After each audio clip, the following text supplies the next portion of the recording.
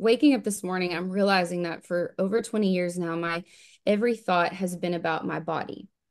As I walked around my house, I was thinking of my body. As I passed my mirrors or windows, my body.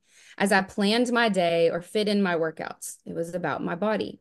As I got dressed, my body. As I planned my outfits, my body. As I bought groceries, my body.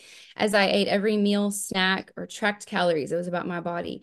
When I walked into every social situation, it was about my body. As I led worship on stage, it was my body. As I was pregnant, nursing, postpartum, my body. At holidays, it was my body. At my birthday, my body was my thought. On any vacation, my body. At church with teenagers, I was thinking about my body. At summer camps, my body. At dinner with friends, standing next to anyone, it was about my body. Thinking about the past was my body. Thinking about the future was my body. Hey, friend, boy, are you in for a treat today? I'm talking to my friend and client, Rachel, who just finished the Body Image Freedom Framework. She did it over the course of the fall. And wow, we have a fantastic conversation today about what God has shown her. She shares her story of what drove her to needing or desiring really body image coaching, body image help. And there's so much good stuff, so much stuff in this episode that I think you are going to relate to. So I'm excited for you to hear it. Hey, listen till the end because I'm going to share with you a very special offer I have right now for January where you can get started in coaching for just $40. So, hey, I know December is an expensive month for many of us, but I want to make coaching as accessible and attainable for you as possible because I would love to see you have a before and after story like Rachel's. I would love to be able to walk with you to new freedom in this area. And so if this is something you desire, reach out to me, Heather at compared2.me, go to the website. But listen to Rachel's story. You're going to love it. And then reach out to me if you'd love some coaching help yourself.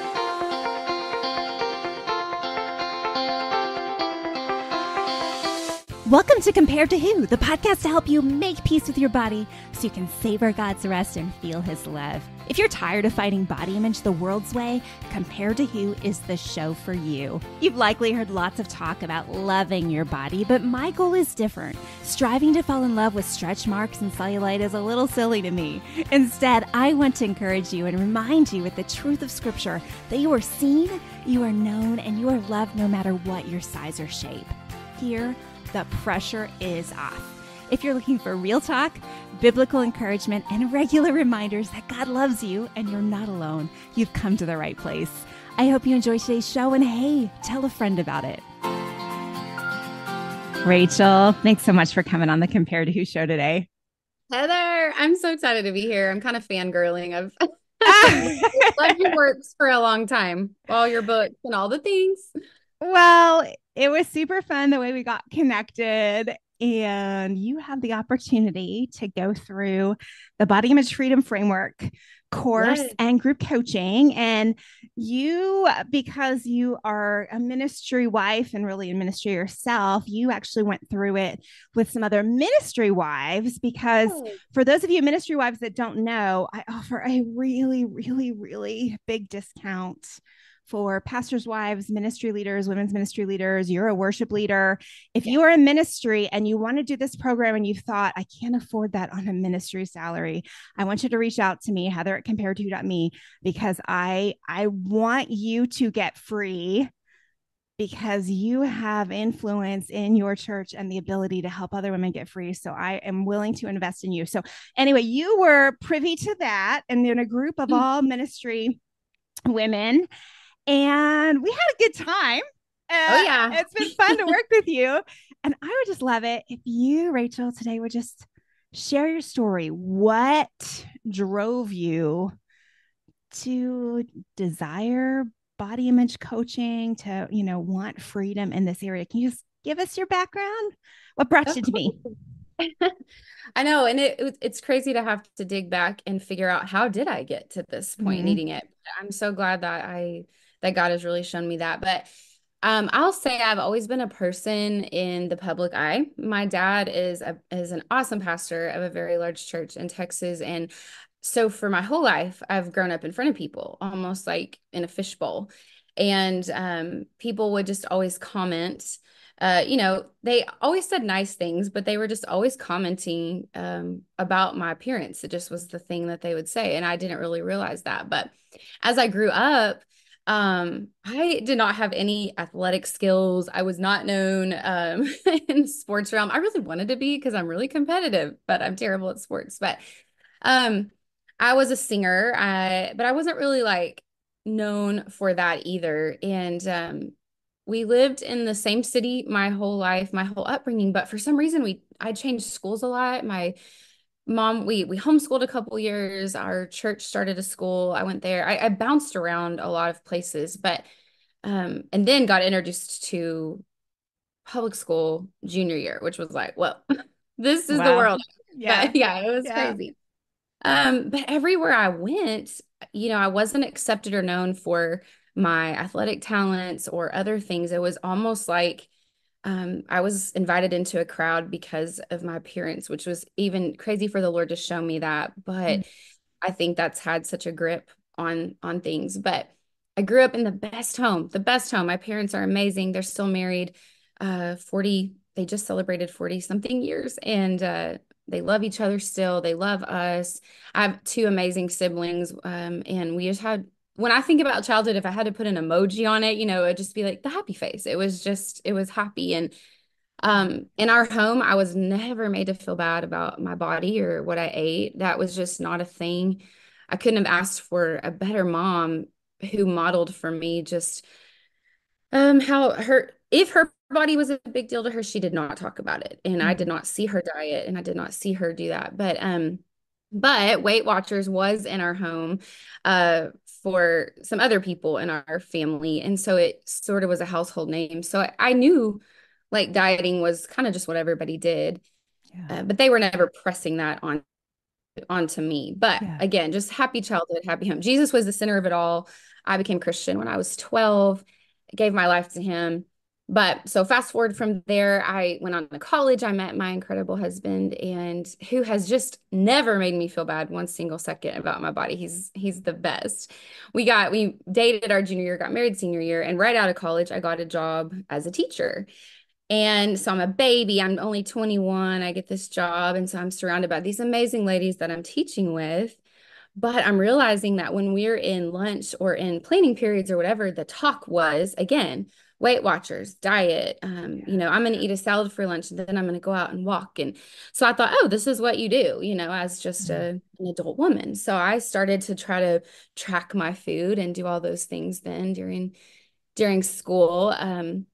And at the time, we formed a Christian worship band. And so I called myself like Hannah Montana. I was teacher by day and then worship leader on a stage on the That's weekends. And awesome. we would travel all summer. We did camps and conferences and retreats and things like that. And so again, in the public eye, on a stage, in front of people, in a fishbowl, again, hearing comments that were positive about my appearance and stuff. And so I think I began to sort of form a soundtrack of I'm Rachel. People said I'm pretty, so that's who I am, and that I better stay that way. I mean, that's who I am. So fast forward again, I'm 26, have our first beautiful daughter. Really had, no trouble bouncing back, quote unquote, into what culture finds appropriate, after that. But I did then 3.5 years later have another baby. I was a little bit older at that time and didn't bounce back quite as quickly. So I began to kind of panic, like, oh no, I don't look the same. Okay, what can I do? So I started to Yeah. use all the tools that I knew. Again, Weight Watchers pops into mind, counting every calorie, every bite of food. That's when I got an Apple Watch and I would want to close Mm. every ring and, meet Mm. every standard told to me by a thing on my wrist. I was doing, oh my goodness, no less than probably an hour a day of HIIT workouts. That's when Yeah. Beachbody was a big deal. And Yeah. I did them all, like Chalene Extreme and P90X. I even did Brazilian butt lift, but I was like so embarrassed. I hid the cover. I was like, I don't want anybody to know I'm doing this. But I just obsessed about trying to get back to pre-baby body. And but through those methods and since I was still young, again, able to kind of get back into that.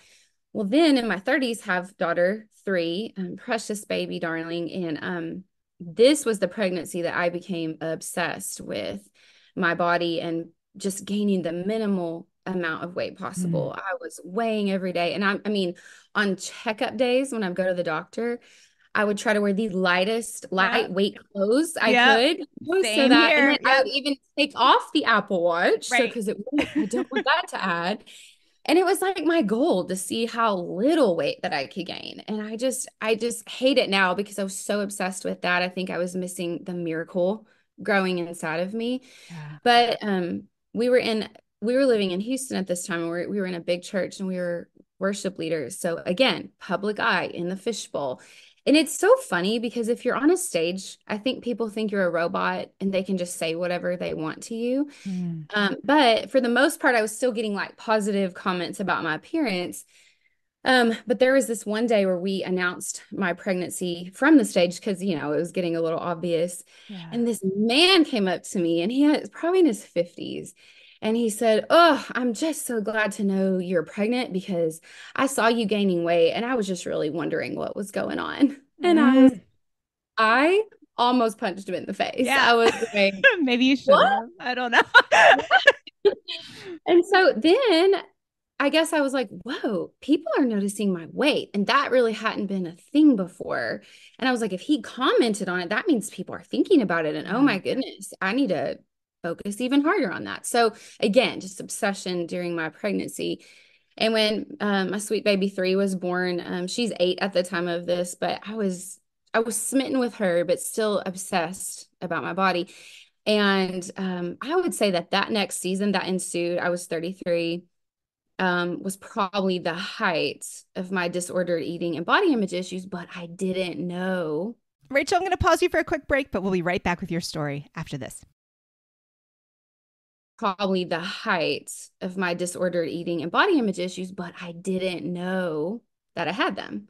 Yeah. So, I mean, I signed up for Noom and less meals. And I mean, these were some of my habits, like just every morning, first thing, I'm weighing and literally with a measuring tape, measuring myself. I Wow. was intermittent fasting. I was reading my Noom articles before the Bible Mm. and tracking my weight on a weight graph. In my journal, when I would sit down to spend time with the Lord, because I love spending time with Him every morning, I would write my weight at the top Mm. of my journal, almost like Yeah. they went hand in hand of Yeah. like, if I was doing good in my weight, then, oh, I must be doing good. For lunch, I only ate three certain things so I could keep my numbers as low as I could on Noom. Mm. And I was teaching piano. So in the afternoons, I'd be starving while I was teaching, but I thought I was like killing it, because Mm. I was not eating as much and I had a lot of points left over on Noom, hardly eating through the day. If I put like a piece of sugar in my mouth, I would just feel so guilty, but I would try to like lick candy every now and then just to feel like I Mm. was getting a treat. I mean, I'm just saying I had no clue how in bondage I was to this. But again, working out an hour a day, closing those rings, analyzing myself in front of a full-length mirror, wondering, okay, when I'm on stage, what are people going to think of me? Are they going to Mm. think that I look fatter? Are they going to think that I look great? And I really truly think like I was becoming anorexic. I don't even know if I could have crossed that line, but I would say I was definitely not eating enough food Yeah. and my hair was breaking off and thinning. Mm. But that was the season I was receiving the most compliments. That Mm. was when people were singing my praises. Wow. And again, another man, what is up with the men in their 50s coming up to me? But he came up with a different one. And because I was in all those unhealthy practices, I had lost a lot of weight. And he Mm. said, "Oh my goodness, you look so good. How much weight have you lost?" Mm. And it was in that moment I got a little sassy and I go, "I don't really think that's your business." Mm. And it caught him off guard. He's like, "No, really, how much?" And I go, "Really? I'm not going to tell you that. That's not your business." So it was like this dance of, I know this is wrong. Why do I want it? Why am I want people to know that I lost weight, but why am I mad when they didn't? When Mm. they did notice that? Did they think that I was so bad and horrible before? Um, but that's when COVID hit, and it was almost like a game during COVID to see how small I could get, how little of food I could eat, so that I could keep getting compliments. And, people were like, "Wow, how did you lose weight during COVID?" And I was like, "I know," like it's like this Mm. badge of pride and honor. Yeah. And um, okay, so fast forward again, and this gets us to where we are today. God moved our family to a smaller city in Texas, and 2 years ago, I'm 40 years old. We uproot all three of our girls, start over. We live with my precious my mother and father-in-law, and they were amazing. But just anytime you're merging two families and living under one roof, the stress levels were crazy. And I thought I could keep up my quote unquote healthy eating habits and keep my food in the fridge. But I was so inundated with just trying to keep my family intact and the emotional needs of my eighth grade daughter at the time. And I was homeschooling and I was leading worship still and trying to navigate a new city. And all now I just see, oh, God's gracious hand keeping me so busy that all I could do was loosen the grip on the Yeah. things that I thought I had to keep doing. Yeah. And so 2 summers ago, we're with our students as we're in student ministry. We're at beach camp and we're in a worship service. And in that service, God said to me, you need to go do some work with forgiveness. And I thought, that is so random. And are you Mm-hmm. sure? Right now, what? And so I kind of shoved off the Holy Spirit for a little while, but he was like tapping me, no, now. So I went back to our room. It was just me in there, and there were three certain people that I just had really there was just a grip in my heart that I hadn't forgiven them. And I didn't know it because I Mm-hmm. wasn't walking around thinking, oh, these three people, but God really brought that up. So I did this work for hours, and they're just really like confessing that and giving it to Jesus. And um we came home from beach camp. I didn't really think anything of it, but it was almost like that had to happen before this next beautiful great awakening happened. And now at this point in our new city, we have a home and we have a pool just so graciously from God's hand. We share it with our students. But I was out there watching my girls swim and I thought, man, I think I want to listen to a podcast while I'm out here. What are podcasts? Like at this point, I mean, at that point, Mm-hmm. I had not had any time for podcasts. My kids were little, but I thought, Yeah. well, you came to my mind, Heather, and I was like, I really loved Heather Creekmore's book. My sweet mother-in-law put Compared to Who in my hands in 2018, and I read it and I just thought it was awesome. I was like, I wonder if Heather has a podcast. So I'll check you out. And of course, there's this amazing podcast. Well, the one I clicked on, you were in a coaching call with Aaron and Charlie from Intuitive Eating for Christian Mm-hmm. Women. And I thought, okay, well, if Heather, who I love and respect, is getting coached by these people, she must love and respect. Let me check out their podcast too. I listened to yours about the body image idol, and it was like God started to kind of crack away this hard rock around my heart to try to let his Yeah. light in. And then I went to their podcast and listened to that very first one about what is diet culture. Mm-hmm. And Charlie started to explain Christy Harrison's definition that it's a system of beliefs that worships thinness and links it to health and moral virtue, a system of beliefs that promotes weight loss as a means of attaining a higher status or love, and it demonizes certain ways of eating and elevates others. And so I'm watching my girls swim, hearing this definition, excuse me, and it was like a weight was lifted off my shoulders because all of a sudden it was put into words that angst in my heart and soul that I was feeling. I was like, oh my goodness, this is why I feel so yucky every time I try to diet or every time, like, why does it make me unhappy instead of like joyful?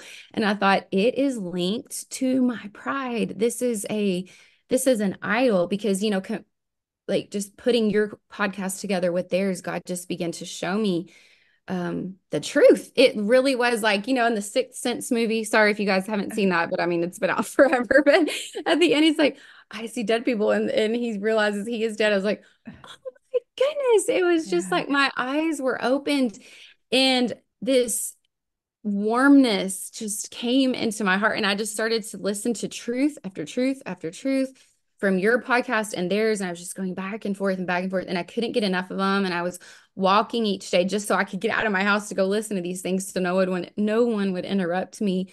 Um, but then through that, after doing that for a little while, God really prompted me to reach out to you for some one-on-one counseling. And I thought, I don't need that. Mm. I am not quote unquote messed up enough to need Right. that. But the Holy Spirit was again tapping my shoulder. And so I emailed you one day in August, like, hey, and kind of explained who I was and signed up for 3 sessions.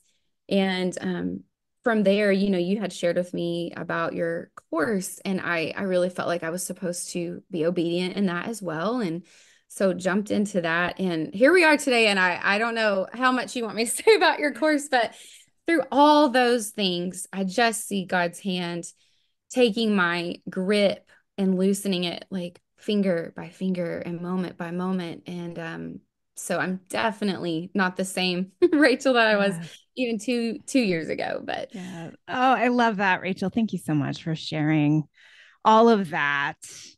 I mean, there's a couple things that stuck out to me from what you said. And the first one was your appearance was the way you were accepted, mhm, yeah. right?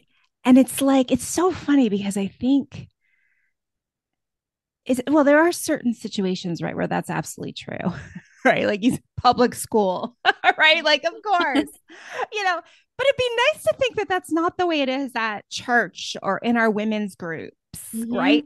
Hmm. But I Hmm. know that's not true, right? No. Like I felt it too as my body has changed, as I've aged. I've felt the difference. Yes.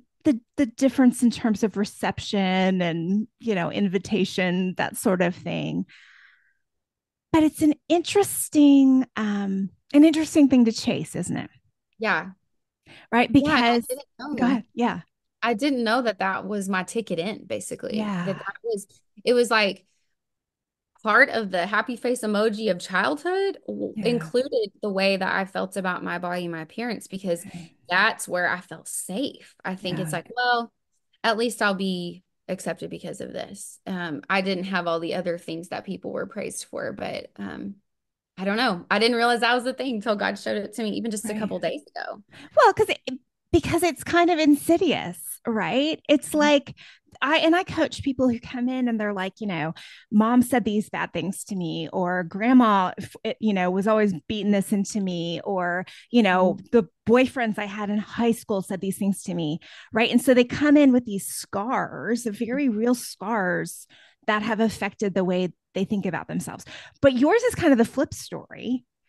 You didn't necessarily have scars, but you had all these gold stars that you had Yes, earned, it right? has. And then it becomes like, well, if I don't have all these gold stars, no one's going to like me. Like that is my oxygen. Like that's, how do I breathe Yeah. unless these people are applauding me or complimenting me, right? And it's not mean or hateful on the part of the other people, right? No, But in fact, I think they're trying to love well. right. Like they mean well. And I didn't ever take it as, oh, how dare you say that? I was like, oh, that means they like me. Oh, Right. they love me. And so I built this foundation on sand of Yeah. people's praise.